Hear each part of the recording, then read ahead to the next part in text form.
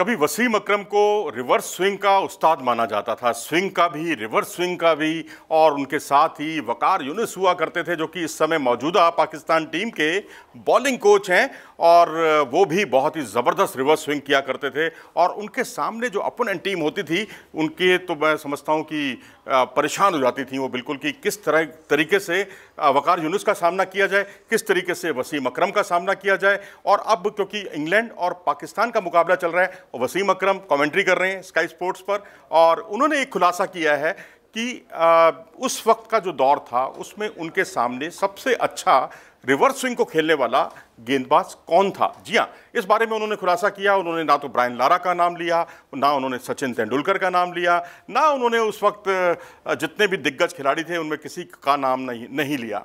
उन्होंने कहा कि दरअसल न्यूजीलैंड की टीम उन दिनों पाकिस्तान आई हुई थी, एक सीरीज़ थी जिसमें वकार यूनिस अपने पूरे शबाब पर थे। 3 मैचों में तकरीबन उन्होंने 29-30 विकेट हासिल किए थे, और वसीम अकरम ने कहा कि वो खुद भी 2 मैचों में 10 विकेट हासिल कर चुके थे, लेकिन तीसरा मैच इंजरी की वजह से वो नहीं खेल पाए थे। लेकिन उस पूरी सीरीज़ में उन्होंने देखा कि 5-6 ओवर के बाद ही गेंद रिवर्स स्विंग ले रही थी। कैसे ले रही थी उन्होंने कहा, इस बारे में मैं कुछ नहीं बताऊंगा, थोड़ा सा मुस्कुराते हुए उन्होंने कहा था। लेकिन साथ ही उन्होंने ये कहा कि रिवर्स स्विंग को खेलने का उस्ताद अगर कोई था उस पूरे दौर में तो वो थे मार्टिन क्रो। जी हाँ, न्यूजीलैंड के बल्लेबाज मार्टिन क्रो, जिन्होंने बेहतरीन बल्लेबाजी का उस सीरीज़ में प्रदर्शन किया। उन्होंने वसीम अकरम का डटकर सामना किया, उन्होंने वकार यूनिस का डटकर सामना किया, और उनका औसत था उस सीरीज़ में 61 रन का, और 244 रन उन्होंने बनाए थे इस सीरीज़ में।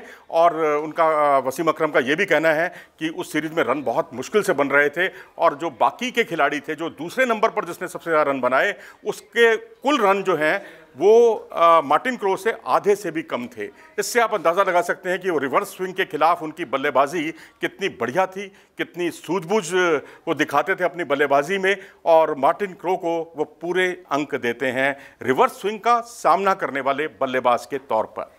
आप क्या सोचते हैं कि रिवर्स स्विंग को खेलने वाला और कौन कौन सा बल्लेबाज है जिसने अपनी विशिष्ट पहचान बनाई है रिवर्स स्विंग को खेलने के मामले में, जो काफ़ी कंफर्टेबल रहा, उतना परेशान नहीं हुआ जितने कि दुनिया भर के सभी बल्लेबाज रिवर्स स्विंग को खेलने में परेशान हुए। और इस बारे में अपनी राय से हमें अवगत ज़रूर कराएं। अगर आपको ये वीडियो पसंद आया हो तो इसे लाइक करें और हमारे चैनल को सब्सक्राइब करना ना भूलें।